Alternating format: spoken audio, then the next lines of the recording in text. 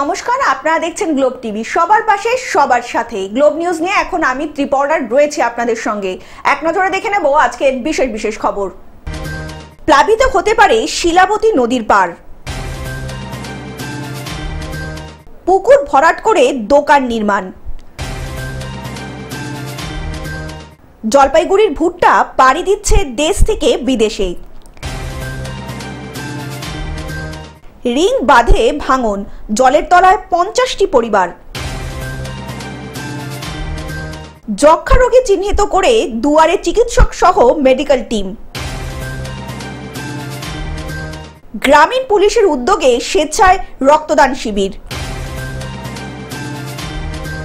নিখোঁজ যুবতী উদ্ধার হলো বাংলাদেশ থেকে।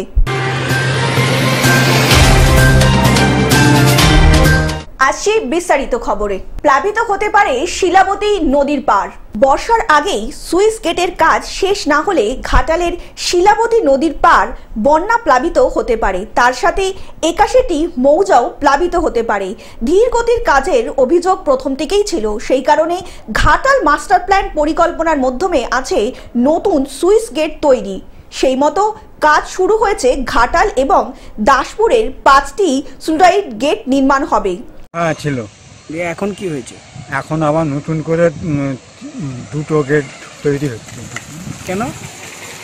জল যাতে বের হয় তার জন্য, আর জল যাতে না ঢুকে তার জন্য এই ব্যবস্থাটা। গেট তৈরির কাজ তো খুব ধীর গতিতে চলছে। হ্যাঁ, ধীর গতিতে চলছে। তাহলে আগে তো বৃষ্টি শুরু হয়ে গেল বলা চলে। বৃষ্টি হলে তো জল ঢুকবেই আপসে, কোনো কিছু করার। মানে এই দিকটায় তো বন্যা ছিল না, তাহলে কি বন্যা হয়ে যেতে পারে?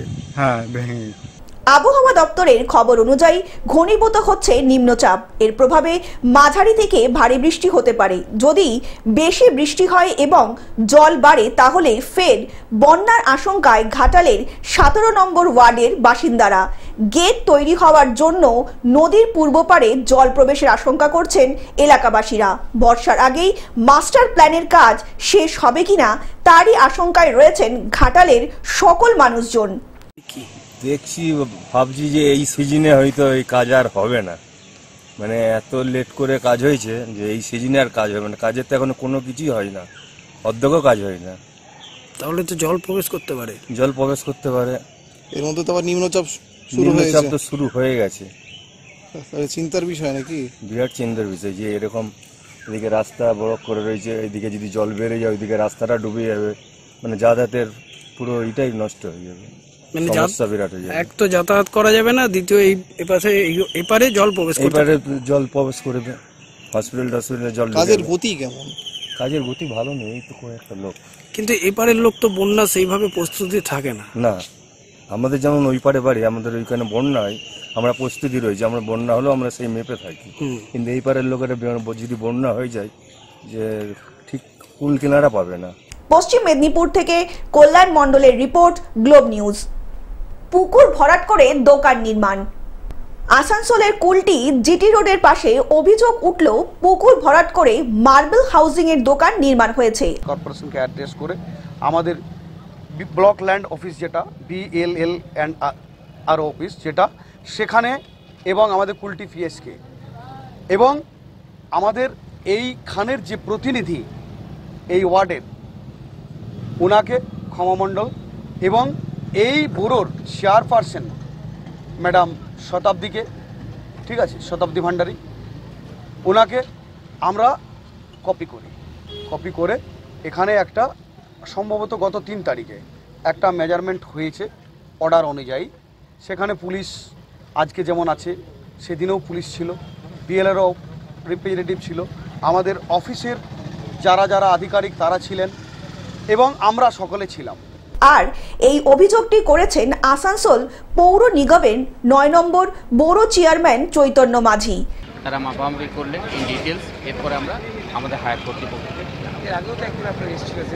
এর আগে যেটা ছিল সেটা BLRও থেকে ছিল, আজকে কর্পোরেশন থেকে। অভিযোগটা মূলত কি পেয়েছে আমাদের রিগার্ডিং ফর্ম ফিলিং 740 নম্বর দাগ 15 মৌজা। এটা তো কারা অভিযোগ করেছিল না, এখন তো সেটা ডিটেলস বলা যাবে না, আমরা এখন দেখি। আমরা আজকে প্লটটা আইডেন্টিফাই করলাম, এরপর আমরা দেখি। সেই অভিযোগের ভিত্তিতেই আসানসোল পৌর নিগমের আধিকারিকেরা সরজমিনে ব্যাপারটা খতিয়ে দেখতে ঘটনাস্থলে উপস্থিত হন বড় চেয়ারম্যান। অন্যদিকে শুক্রবার জায়গার মাপঝোপ করেন পৌর নিগমের অন্যান্য আধিকারিকেরা। না, এটা অনেক আগেই হয়েছে। আচ্ছা, তো আপনারা কিভাবে জানলেন যেটা পুকুর ছিল? দেখুন, এটা কমপ্লেন করা হয়, ঠিক আছে, রেকর্ড অনুযায়ী এটা পুকুর ছিল, সেই পুকুরটা ভরাটিকরণ করার পর তারপরে এটা কনস্ট্রাকশন হয়, তারপরে যা ডিটেলস আমাদের বড় চেয়ারম্যান রয়েছেন বড় নাইনে উনি তো বললেনই। অন্যদিকে এই পুকুর ভরাট রীতিমতো অস্বীকার করেছেন মার্বেল দোকান মালিক গৌতম মাঝি। তার দাবি 2010 সালে এই জমিতে যখন কেনা হয়েছিল তখন জমির প্রয়োজনীয় নথিপত্র পৌর নিগমে জমা দেওয়া হয়েছিল। ওরা এখন কি বলছে সেটা কর্পোরেশন অ্যাকশন নিচ্ছে, কিন্তু আমরা কর্পোরেশন ডকুমেন্টস পুরো দিয়ে এসেছি। স্যার আমরা এইভাবে কিনেছি, যার কাছ থেকে কিনেছি তারও ডাঙ্গা বলি আমরা কিনেছি জায়গা। সেটা আমরা কি করছি, আমরা তো এখন কে করেছি দেখুন, তখন কি পুকুর ছিল না? বাজ একদম পর্চা আছে আমাকে, পুরো বাজ দলিল বাজ লেখা আছে। আপনারা যখন কিনেছেন তখন এটা পুকুর দেখেন? কোনো পুকুর ছিল না। আমরা 2014 থেকে এইসব করছি, কোনোদিন পুকুর ছিল না। আসানসোল থেকে সৌমিত্র গাঙ্গুলির রিপোর্ট, গ্লোব নিউজ। জলপাইগুড়ির ভুট্টা পাড়ি দিচ্ছে দেশ থেকে বিদেশে। কয়েক বছর থেকে ভুট্টার চাহিদা ব্যাপক হারে বেড়েছে বিভিন্ন রাজ্য সহ সারা দেশের বিভিন্ন প্রান্তে। কারণ এখন থেকে ভুট্টা বেশি পরিমাণে রকমারি পুষ্টিকর খাবার তৈরি হচ্ছে। বর্তমানে জলপাইগুড়ির ভুট্টা দেশ থেকে বিদেশেও ছড়িয়ে যাচ্ছে, কারণ ভুট্টার গুণগত মান হচ্ছে অনেকটাই উন্নত। ভুট্টা থেকে বড় বড় কোম্পানি শিশুদের খাবার তৈরি করছে, এই ভুট্টার ব্যবহার করছে, তাই বেশি পরিমাণে এর চাহিদাও বাড়ছে। আর এই চাহিদা থাকার কারণেই উত্তরবঙ্গের বিভিন্ন জায়গায় এবছর ভুট্টা চাষের পরিমাণ অনেকটাই বেড়ে গিয়েছে। আর এই ভুট্টা চাষ করে লাভের মধ্যে মুখ দেখছেন কৃষকরা। বললেন এই চাষ করে কোনো ক্ষতির সম্ভাবনা থাকে না, আর লাভের পরিমাণ অনেকটাই বেশি। আপনারা চাষ করেছিলেন, এগুলো কি করছেন এখন? এখন এগুলো নাড়তেছি, শুকাইতেছি, নাড়ে ছেড়ে শুকাবো, তারপর বিক্রি করে দিব। কেমন লাভ হলো এবার? ভালো লাভ হবে। সেই কারণে শহর সংলগ্ন বিভিন্ন জায়গায় ভুট্টা চাষের পরিমাণ ইতিমধ্যেই অনেকটাই বেড়ে গিয়েছে। কারণ একটাই, তার কারণ ভুট্টা লাভবান বেশি, খরচা যেটুকু হয় তার মোটামুটি ধরেন অর্ধেক লাভ হয়। মানে এবার ভুট্টা কি বাইরে যায়? কনফিড? হ্যাঁ, বাইরে যায়। এটা আপনার জটেশ্বর, তারপরে মানে শিলিগুড়ি টিলিগুড়ি এদিকে বাইরে যায়, বিভিন্ন জায়গায় যায়, বিভিন্ন জায়গায়। মানে এবার কি বলা যাবে ভুট্টা চাষ করে লাভবান হয়? হ্যাঁ, লাভবান তো সবাই হবে, এটা লস হবে না কারো। জলপাইগুড়ি থেকে সায়ন সেনের রিপোর্ট, গ্লোব নিউজ। রিং বাঁধে ভাঙন, জলের তলায় 50টি পরিবার। দক্ষিণ 24 পরগনা জেলার পাথর প্রতিমা ব্লকের গোবর্ধনপুরের প্রায় 50টি পরিবার জলের তলায়। প্রায় 600 মিটার নদী বাঁধে ভাঙন এলাকায় জল ঢুকে সম্পূর্ণ প্লাবিত হলো। পরিবারের মানুষজনদের ঠাঁই হলো রাস্তায়। মাত্র কয়েকদিন আগে পাথর প্রতিমার বিধায়ক সমীর কুমার জানা প্রশাসনিক বৈঠক করে জানিয়ে দিয়েছিলেন তৈরি হবে রিং বাঁধ, আর তার প্রস্তুতি শুরু করার আগেই সম্পূর্ণভাবে ভেঙে গেল নদী বাঁধ। আজকে আমাদের পঞ্চায়েত গ্রামের মানুষজন কেমন আছে দেখতেও আসেনি। অন্য সময় ভোট নেওয়ার সময় চলে আসে, তখন ভোট আনতে চলে আসে। এখন মানুষজন ডুবে গেছে, কি ঘর বাড়ি ডুবে গেছে, খাট পাট, ওই যে পাকার ঘরটার কোনো অবস্থা নেই, এগাঠ করে জল, বাচ্চা কাচ্চা নিয়ে আমরা রাস্তায় বেরিয়ে গেছি। অন্যদিকে এলাকাবাসীদের অভিযোগ, এত ভয়ঙ্কর পরিস্থিতি এলাকার মানুষজন থাকলেও তাদের সাহায্য করতে কোনো রাজনৈতিক নেতা বা তাদের সদস্যরা, সরকারি আধিকারিকরা তাদের খোঁজও নিতে আসেন না। অন্যদিকে প্রাক্তন প্রধান বর্তমান পঞ্চায়েত সমিতির সদস্যের দাবি, এলাকার মানুষের পরিষেবার কথা চিন্তা করা হচ্ছে, এলাকার মানুষের পরিষেবা দেওয়ার কথাও চিন্তা করছে প্রশাসন। এরা এমন একটা কাজ আরম্ভ করে এমন সময়, সেই সময়টা হচ্ছে যে এমন সময় কাজ আরম্ভ করবো যে এই সময়টা বাঁধ দেবো, আর সে যা হয় হবে, এত টাকার কাজ হয়ে গেল বলে দিল আমাদের যে এত টাকা কাজ করে দিলাম, কিন্তু এই কাজের কি মূল্য আছে? একটা কাঁচা জায়গার উপরে এই জিও বিছিয়ে দিয়ে চাপিয়ে দিয়ে কোনো সময় করে যদি কাজ না হলে ওইগুলো হয়। দক্ষিণ 24 পরগনা থেকে বাবলু প্রামাণিকের রিপোর্ট, গ্লোব নিউজ। যক্ষা রোগী চিহ্নিত করে দুয়ারে চিকিৎসক সহ মেডিকেল টিম। উত্তর 24 পরগনার বসিরহাট মহকুমার সুন্দরবনের হিঙ্গলগঞ্জ ব্লকের প্রায় 70 জন যক্ষ্মা রোগীকে চিহ্নিত করল ব্লক প্রশাসন।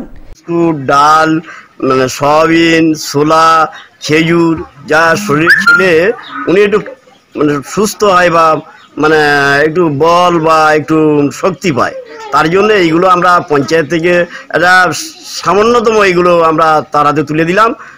বাড়ি বাড়ি গিয়ে তাদের নাম, ঠিকানা, মোবাইল, হোয়াটসঅ্যাপ নাম্বার নেওয়া হলো, যাতে যক্ষ্মা রোগীদের সম্পূর্ণ বিনামূল্যে ওষুধ, পুষ্টিকর খাবার তারা ঠিকমতো পাচ্ছেন কিনা এবং তাদের স্বাস্থ্য পরিষেবা দেওয়ার জন্য হিঙ্গলগঞ্জ BMHO অসীম মালা স্বয়ং স্বাস্থ্যকর্মীদের নিয়ে সেই সকল দোস্ত পরিবারদের ঘরের দুয়ারে পৌঁছে গেলেন।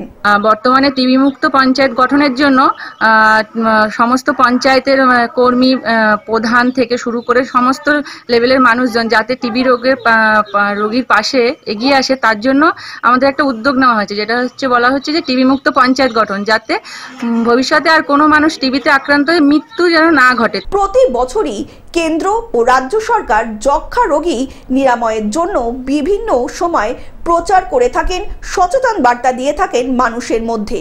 এই বার্তা দেওয়ার ফলে আক্রান্তের সংখ্যা আগের থেকে অনেকটাই কম বলে মনে করছেন চিকিৎসক মহল। আমাদের টিবি ট্রিটমেন্ট পাচ্ছে প্রায় 70 জন, সব মিলে টোটাল আগে পরে বা নতুন ডায়াগনোসিস সবকিছু মিলে 70 জনের মতন পেশেন্ট এখন আমরা ডায়াগনোসিস করতে পেরেছি বা ট্রিটমেন্ট পাচ্ছি। বসিরহাট থেকে শ্যাম বিশ্বাসের রিপোর্ট, গ্লোব নিউজ। গ্রামীণ পুলিশের উদ্যোগে স্বেচ্ছায় রক্তদান শিবির। হুগলি গ্রামীণ পুলিশ চণ্ডীতলা থানার উদ্যোগে শুক্রবার এক স্বেচ্ছায় রক্তদান শিবির অনুষ্ঠিত হলো। এই রক্তদান শিবিরে উপস্থিত ছিলেন হুগলি গ্রামীণ police super Kamanashis Sen, SDPO তমাল চক্রবর্তী, এমনকি রক্তদান করলেন চণ্ডীতলার IC অনিল কুমার রাজ। আমাদের শুভেচ্ছা তো রইল এবং এরকম আরও আজ মানুষের জন্য সবাই, শুধু পুলিশ কেন, সর্বস্তরের সবাই এগিয়ে আসুন, এটাই চাই। প্রায় 46 জন রক্তদাতা রক্তদান করেন এই অনুষ্ঠানে। ডাক্তারদের সংবর্ধনা প্রদান করা হলো। প্রদীপ প্রজ্বলন করে রক্তদান শিবিরের শুভ সূচনা করলেন police super IPS Kamanashis Sen. Deliver আমরা পাবলিককে নট জাস্ট পুলিশিং বা অন্যদিকেও আমরা যদি ওনাদের জন্য আমরা সার্ভিস আমরা চালিয়ে দেব। Thank you so much. Hooghly থেকে কৌশিক ঘোষের রিপোর্ট, গ্লোব নিউজ। নিখোঁজ যুবতীর খোঁজ উদ্ধার হলো বাংলাদেশ থেকে। মালদার বামনগোলা এলাকায় নিখোঁজ যুবতী উদ্ধার হলো বাংলাদেশ থেকে। মালদার বামনগোলা থানার গোবিন্দপুর মহেশপুর গ্রাম পঞ্চায়েতের কাশিমপুর এলাকার এক যুবতী রাতারাতি নিখোঁজ হয়ে যায়। তারপর কি বললো মেয়ে বললো যে মা আমাদেরকে উদ্ধার করো, আমি বিপদে আছি, আর আমার যত ডকুমেন্টস আছে কেউ যদি বলে আমার ডকুমেন্টস দিয়ে আমাকে এখান থেকে নিয়ে যাও, আর বাংলাদেশে যদি কেউ থাকে তাহলে আমার কাছে পাঠিয়ে দাও। পরিবারের পক্ষ থেকে বামনগোলা থানায় অভিযোগ দায়ের করা হয়। এরপর ওই যুবতী মালদা জেলার পার্শ্ববর্তী বাংলাদেশ নওগাঁ জেলার সাপাহার থানায় বামুনপাড়া এলাকা থেকে বর্ডার গার্ড বাংলাদেশের হাতে উদ্ধার হয় যুবতী। ভয় পাচ্ছেন আপনারা? না, ভয় পাই না স্যার। কি চান? মেয়েকে ফেরত চান? মেয়েকে আমি ফেরত চাই স্যার। এখানে থানায় জানিয়েছেন? থানাতে জানিয়েছি, আমি কালকে ঘোড়া লেগে গেছিলাম। বিজেপির উত্তর মালদা সাংগঠনিক জেলার সহ সভাপতি তথা ওই এলাকার প্রাক্তন জেলা পরিষদের সদস্য বিনা কীর্তনিয়া বলেন, মালদায় ভারত বাংলাদেশ সীমান্ত এলাকায় পাচার চক্র সক্রিয় রয়েছে। লাভ জেহাদের নাম করে এই যুবতীকে পাচার করা হয়েছে। মানে আজকে যে বারবার করে বলা হচ্ছে যে সবাই লাভ জিহাদের শিকার হচ্ছে, এটা আমাদের মাননীয় মুখ্যমন্ত্রী, আমাদের প্রশাসনের কানে এই জিনিস এখনো যাচ্ছে না। বাংলার প্রত্যেকটা ঘরের মেয়েরা, আজকে এই পাড়ার মেয়ে গেছে, কালকে আমার আপনার সবার ঘরের মেয়ে যাবে, তবে যদি মুখ্যমন্ত্রী যদি চোখ খোলে এবং মুখ্যমন্ত্রী যদি কিছু চোখে দেখতে পায়। এই পরিস্থিতির মধ্যে মেয়েকে কিভাবে ফিরে পাবেন বুঝতেই পারছেন না যুবতীর পরিবার। তো বাংলাদেশের পুলিশ যে তাকে ধরলো, তাহলে ইন্ডিয়ার সীমান্তটা পার হলো কি করে? এখানে তো রাজ্যের পুলিশ দেখে না, সেটা তো বর্ডারে থাকে বিএসএফরা হচ্ছে কেন্দ্র সরকারের, তাহলে পক্ষান্তরে বিজেপিরই। তাহলে সেই বিজেপি আবার কি করে তৃণমূলের পুলিশ প্রশাসনের উপর দোষ দিচ্ছে? এটা তাদেরকে তো ভাবা উচিত। মালদা থেকে অভিষেক দাসের রিপোর্ট, গ্লোব নিউজ। টেলিভিশন ছাড়াও গ্লোব টিভি এখন সমস্ত সমাজ মাধ্যমে উপলব্ধ। বিস্তারিত জানতে ফোন করুন আমাদের টোল ফ্রি নাম্বার 1800891974 এ অথবা লগ ইন করুন আমাদের ওয়েবসাইট www.globetv.in এ।